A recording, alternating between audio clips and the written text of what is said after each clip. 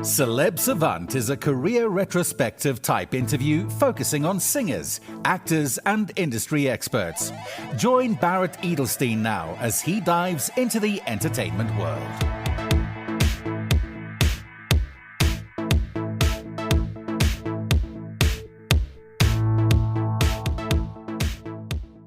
South African artist, DJ, producer, and remixer Dwson stands tall among the most progressive artists shaping the future of Deep House. This two-time DMASA award-winning, SAMA-nominated artist continues to shift global perception of South African electronic music. With over 30 million streams across all platforms, he's one of the most streamed Deep House artists in the country. A favorite on the South African festival circuit, with appearances at Milk and Cookies Fest, CTEMF, Rocking the Daisies, Ultra South Africa, Opikopi, and Red Bull Music Festival. Across the continent, he's taken his sound to Mozambique, Kenya, Namibia, Zambia, and expanded into Dubai. Dwson's catalogue reflects depth and evolution. After his breakout Luna EP in 2017 won Best Underground Record at the DMASA, he released a string of acclaimed projects including Impulsive, Say Less, Nova, Summer Days, and the Berlin-inspired Bermuda EP. His 2019 collaboration with Platoon, Nobody Else, featuring CO, has hit over 3 million Spotify streams and is certified gold, while the now platinum Forbidden has become a defining anthem of South African Deep House. Other notable releases include Glimpses of You, an EP from 2019, and the New Day single in 2025. In 2015, Dwson founded Dope Room, which is more than a night out. It's a social movement pushing South Africa's electronic music scene forward. Up next on Celeb Savant, we've got Dwson. Where in the world are you and how are you doing? I am fantastic. I'm currently at home. It's been a busy few weeks. I've been traveling. Just came back from Amsterdam. I just got back from Johannesburg as well. I played Kunye, amazing shows in Amsterdam and Johannesburg. And we just finished my Cape Town show of Dope Room as well, which is quite amazing. So I feel like it's festive already. But I'm good. How are you? I'm great. All good. Thank you. So you're based in Cape Town? That's correct, yes. Okay, lovely. How and where did the stage name Dwson come from and the spelling specifically? I don't know. I just always resonated with the word Dwson, with the name Dwson. And I kept seeing it. And then I remember that there was a time during my high school career where I was deciding, like, should I go under a moniker or should I just rock with my government name, which is not the coolest. It's not iconic. I just looked up the meaning of the word Dwson, and there was quite a few meanings, And so with like everyone's names, but the one that stuck with me the most was to influence people and be a powerful force. And, I feel like it's just such a fitting character, just with what I do. Being a producer and DJ, I feel like so many people get to be inspired and be influenced by what we're doing if we're doing it in a good way. So I just thought I'd just live up to the name Dwson. The spelling was quite a tricky one because there's quite a few artists with the same name. And I remember when I was signed to a label called Just Move Records, I signed music under them. And the label boss was like, look, we're going to have to do something about your name because we don't want to confuse the listeners, because there's quite a few people releasing different kind of music under the same name. So it's like, okay, cool. We threw a bunch of ideas around and I was like, let's just remove the A. Let's just remove the A. It looks cool. And it was kind of inspired by the artist who signed to OVO called Division. And he also has this cool way of spelling it without the vowels, So I was like, okay, cool, let's rock with it. It looks cool. And yeah, and I've been rocking the name Dwson without the A for quite a few years. Okay, so now let's rewind. At what age, whether as a child or teenager, did you think, okay, Yes. I want to be in this music, producing, creating world, and how did that journey progress? So I've always been an entertainer. I was actually a dancer before I started making music and playing music. So I feel like music has just always been a big part of me. Growing up with just being surrounded by a lot of good jazz music. My father is a big muso, so he loves soulful house, he loves soulful music, jazz, and they kept playing like good music around me. So I feel like it's just been instilled from me from a young age. But I think I made the decision I'd say, during my high school career. I was like, look, I've been DJing. So I started DJing before I produced. So I was playing mobile gigs from like grade 8 until after high school. And then it slowly progressed to the clubs. I started off with lounges, from the mobile gigs to the lounges, from the lounges to the clubs. So I definitely decided during my high school career that I wanted to do music and be a producer and a DJ for life and an artist. So yeah, definitely during my high school career. So I'd say about 16, that was when I decided this is my calling. So actually deciding it and then doing it, were there any aspects of the doing it professionally and being in the space that surprised you that you didn't think would be part of the process that is actually now part of the process? I think the biggest one is definitely marketing. Like, I didn't know, like, we would spend so much time just trying to market yourself, market your music. And, I thought it's just about doing what you got to do and like just letting the music talk and, just the DJing talk. But at the same time, you have to, being an artist, and doing this fully, you need to invest the time in putting yourself out there. It's not just about putting one big song out and expecting everything to happen for you from there. It's a mixture of that, but like mostly marketing. You need to put yourself out there. You need to connect with the scene and the industry that you want to be a part of. You need to network as much as you can. Your network is your net worth. So make sure you out there, just meeting the right people and just placing yourself in positions that would benefit your career. So network has been also another big thing. It's very important just to pitch up and say yes. So when opportunities come, even if it's a coffee or a potential gig that you think is small in inverted commas, which there isn't a small gig, it's about saying yes, thank you, and pitching up. So I started this movement called Dope Room, which started in my hometown, which was Kensington. Yeah, I just introduced a lot of people to what we were doing. And then I noticed like the right people started coming, promoters that had big events running, So like you were saying, it's literally about just putting yourself out there and not waiting for anything, just creating something and letting it blossom, planting the seed and watching the tree grow. So yeah, I could definitely say that for any artist that's listening, just make sure that you don't wait for opportunities. You go out there and you take it from there, just make things happen. And also just, if you're having like one conversation, make sure it leads on to something else, make sure that you are able to offer something that whether the promoter or anyone that you're meeting up with could potentially collab with you on, whether it's an idea, a song, or anything from it, just make sure that you move forward, and make steps on after that. You referenced the Dope Room. Is that still happening? Yes, so that's my event that's been running for 10 years. Okay. We celebrated our 10th birthday this year, May. We did a massive event at the Castle of Good Hope, which was one for the books. We had a cool production going, some nice DJs on the bill, producers, local producers.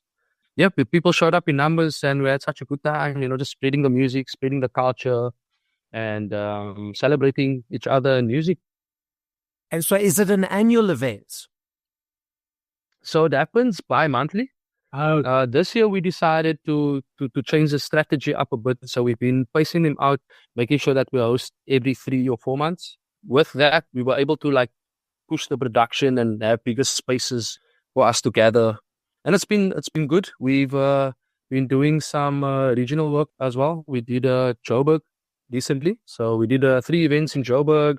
So we slowly, just branching and moving nationally. And hopefully next year we get to do more of that and do international installments of Dope Room as well. So now let's go into your creativity of your original music and your original tracks. How do you create a song? I feel like each song has a different workflow. When I'm in the studio, I don't have like a template with the way I work. So most of the time it's based on just how I'm feeling. I feel like with music, it's a way of us, just being able to express what we're feeling at the moment, and I feel like the biggest songs come from just you experimenting and just allowing to just flow, with the session. So whether I'm working on a collab or it's just myself, I feel like each project or each song starts off differently, but I like to go with like what my gut feeling is telling me and just make whatever I'm feeling at that moment. And I think that's where the magic lies. And that's why some of my songs have touched, so many people across the globe. That's always changing. You referenced a little while ago about being in the flow of the energy and just letting it flow and going with your gut. Is that something that you've Yes. always had or gone with? Or did it take you a while to understand what your gut was saying and understand to let it flow? I mean, when I was younger, I wasn't too sure what this feeling was and what this gut feeling was, and I later on came to find out that it's all about just manifestation, and I've realized that I kept hearing it from bigger artists and successful people, and I was like, okay, this is what I've been feeling, this is exactly what I've been feeling all these years. I just couldn't find a word for it. I wouldn't say my whole life I've been, just going with my gut feeling. I just feel like with this career, the bigger I've built a brand, I've realized that, this manifestation thing is real, and whatever I've been putting out there and working towards, was able to achieve, so far. Whether it's small goals, big goals. Amsterdam was one of it for me. That was one of my goals that I manifested. It was one of the goals I manifested in 2022, but then I got to achieve it in 2025. It was denied, not delayed. Delayed, not denied, sorry. I'm a firm believer with manifestation. I can't say that I've had that feeling all my life, but the more I learned to understand it, the more I went with it. You referenced delayed, not denied. So when it was supposed to happen in Yes. 2022, and then it happened now 3 years later, are there ever times where there's frustration that kicks in with you that is like, oh, it was supposed to happen now? And that, oh, that angst and that frustration and that impatience? Yeah. Or are you so busy that it's like, okay, well, let me just focus on the next thing and see how that goes? I think I have a fine balance of, just accepting whatever happens or whatever doesn't happen at the time that I want. I feel like there's a bigger reason why certain things don't happen at a certain time. And whenever I have goals planned for myself and I don't achieve it at the time that I want, later on I understand why it didn't happen for me earlier. Sometimes you're not equipped with the tools, just yet. I feel like over the last 3 years, I built a brand even bigger. I was able to just have something to showcase for these 3 years that I've manifested me going to Amsterdam.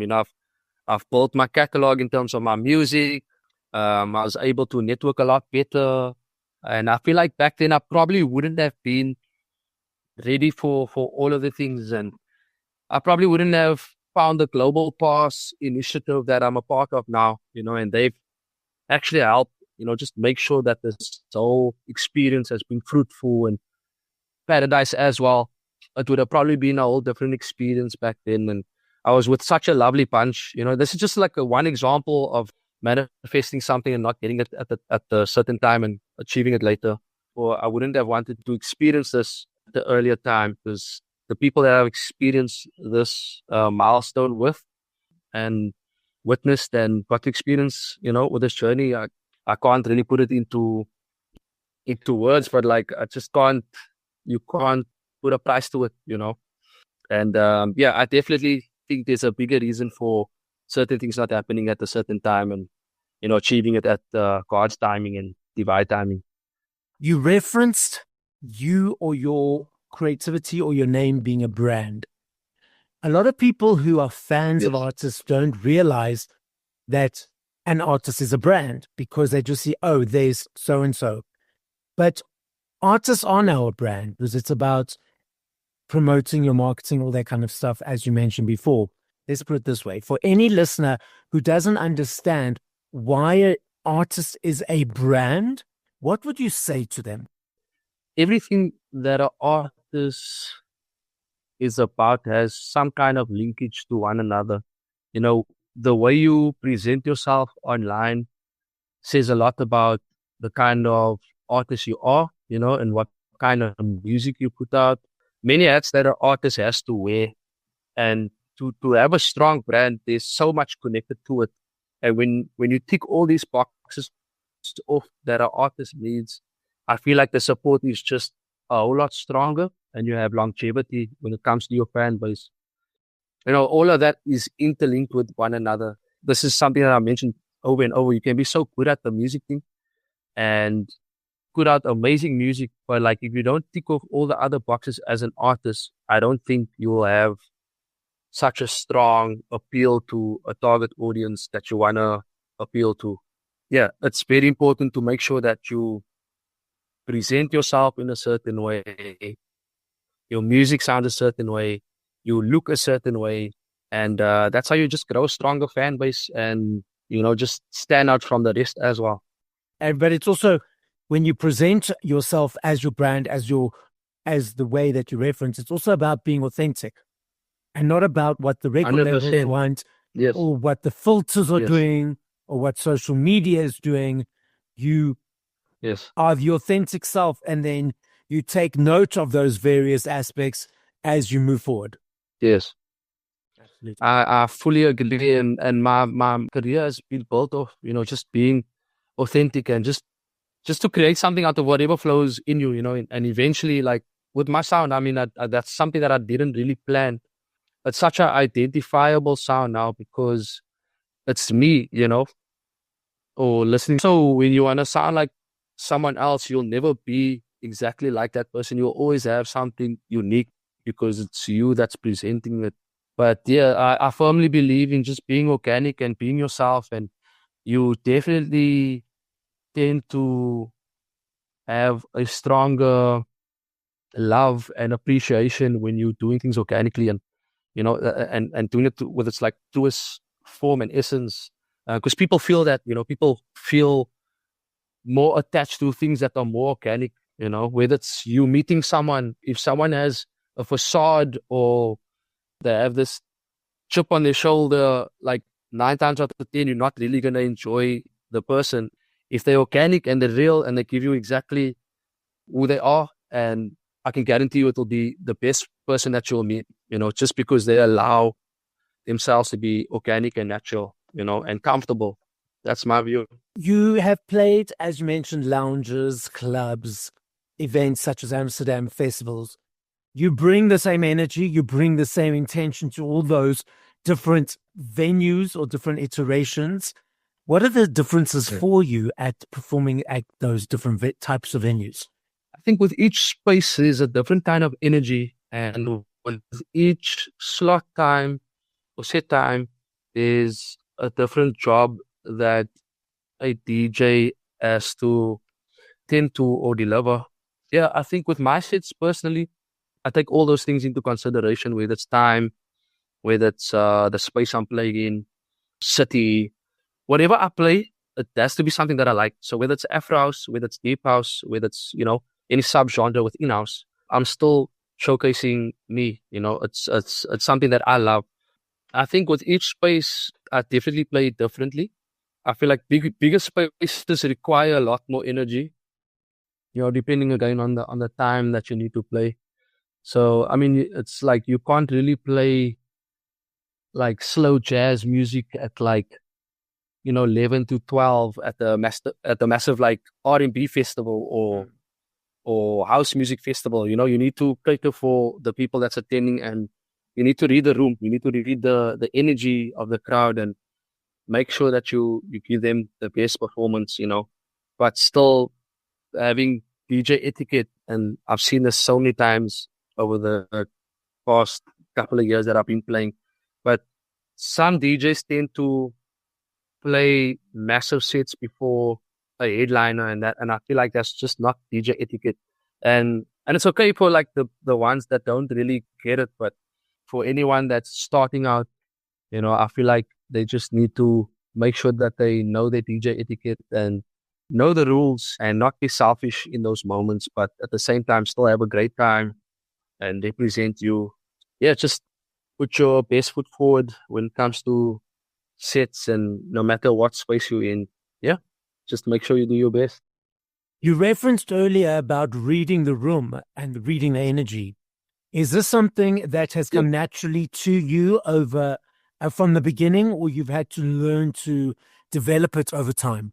I mean, before I started playing, I was a bit of a consumer, like when I went to events, I would just see what's happening and see what the DJ is playing and see what it's doing to the room. And I think that gave me the upper hand because I was able to know what is required at the early age. So when I was ready for the real world, because I started playing, like I mentioned, I started playing mobile gigs and then from there to the lounges. So already I was aware of what to play. So when I started playing at the lounges, I knew exactly what kind of setting I'm in and what kind of music is required for those spaces. I would say that I've learned from just being out there and being exposed. Didn't always have it all figured out, but like I mentioned, it just gave me the upper hand, just being a part of the scene early and, just doing my homework. Yeah, I'd definitely say there was a lot of homework involved from my early DJ and producer career. I know it's all very secretive in your world, but what can you tell us that is going to be happening over the next period of time? I'm in the process of releasing my album. It's titled Nothing to Lose. And it's a pretty bold project.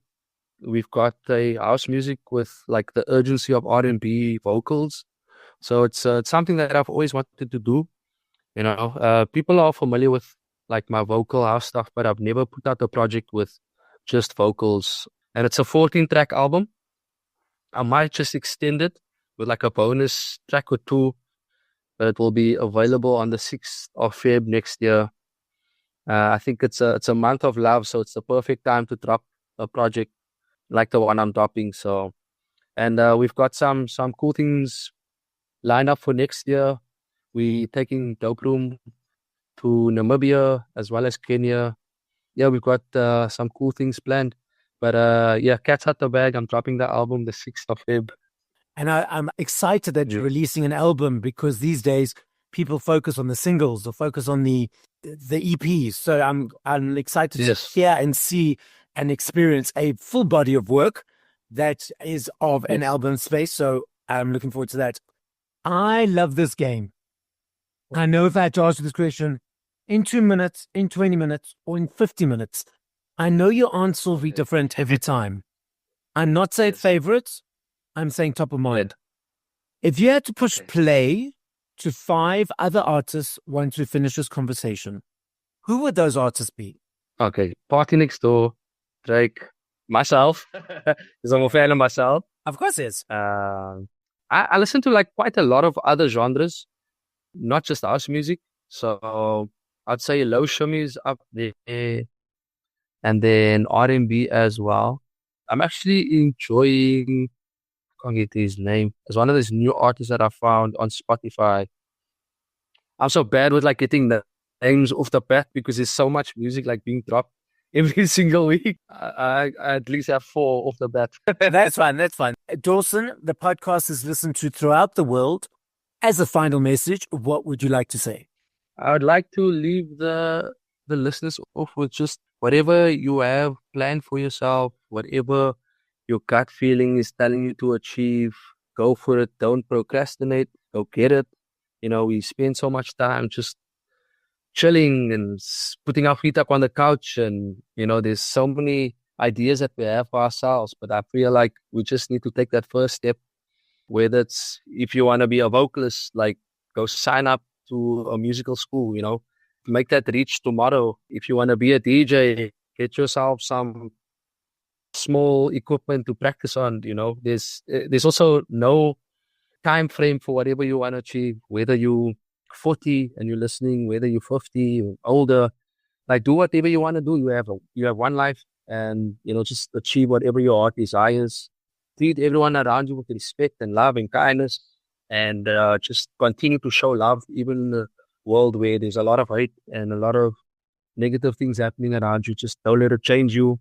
Don't let it change you from being a hero to a villain. And yes, just keep God at the center of everything that you do, always, and manifest. Go get whatever is yours. Thank you for listening to this episode of Celeb Savant. Please follow Barrett on TikTok, Instagram, YouTube, and Facebook at Celeb Savant. That's CelebSavant.